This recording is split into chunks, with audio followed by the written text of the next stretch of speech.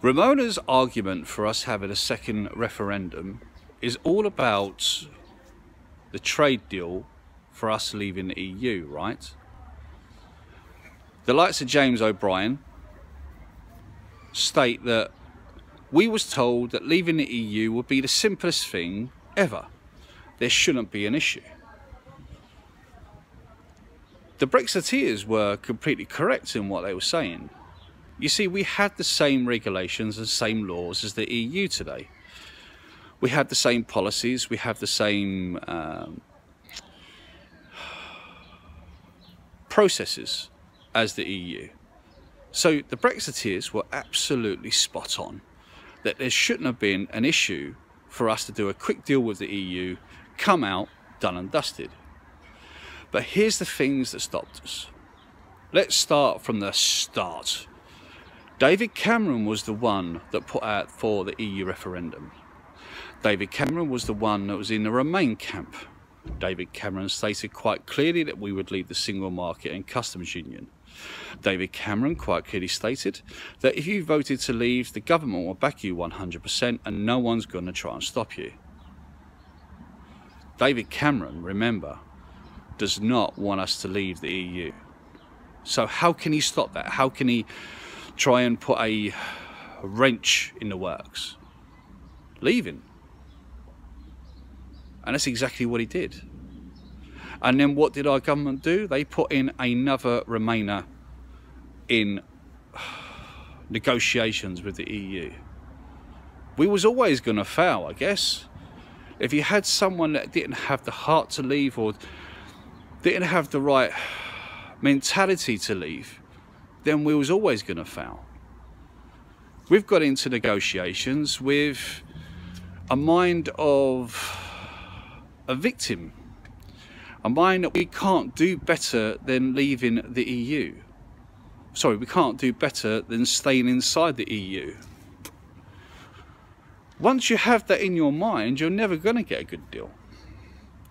So here's some clear facts for you. The German car manufacturing, call us the Treasure Island. The reason being is that we are a massive, massive contributor to their finances. We always have been. We spend on average around 70 to 80 billion pounds more than they spend with us.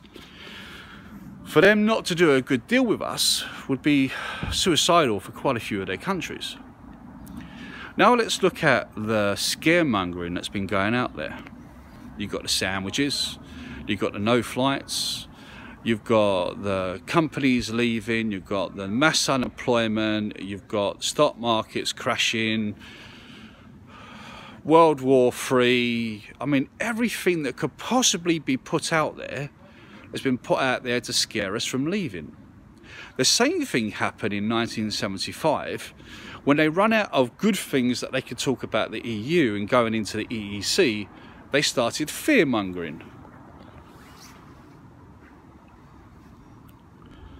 Britain as a whole have always been people that won't take other countries or other people telling them they can't do something. Is it a pig-headedness? Maybe. Is it the British spirit? I believe so.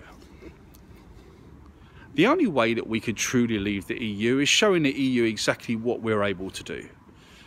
If we was to go in there, say, look, this is what's on the table, take it or leave it, they would shit themselves. Literally shit themselves. Because to believe that the other 27 nations would let the EU not do a deal with us is pure stupidity. In fact, fucking moronic. So why are we in the situation we're in right now? David Cameron left. They put Theresa May in place. They told Nigel Farage, we don't want your help. Ramona's shouting, saying how we can't leave the single market and customs union. And Labour, being Labour, didn't know exactly what they wanted in the first place, and still don't. So we don't have a good parliament, we don't have a good representation in MPs out there. So if we don't have that, how can we fight a good fight with the EU negotiations? Well, the fact is you can't. Labour have always been a party of divide and rule. That's exactly what the EU have done, and they've done it to a fantastic way because our country is so divided. But it's only divided because people are listening to the scaremongering of us leaving a political union, and that's all we're doing. We've always traded through Europe. We've always been able to live in Europe. We've always been able to work in Europe. So why should we pay £10 billion to be a part of a club to be able to trade, when the likes of Canada or America, Japan and so on don't need to? The fact is that Brexiteers are on the right side of history and Ramonas are on the wrong side. Ramonas are fighting for big business when Brexiteers just want their freedoms. I don't want to live in a federal state. I want to live in a country where I can vote in and vote out the people that live in my own country.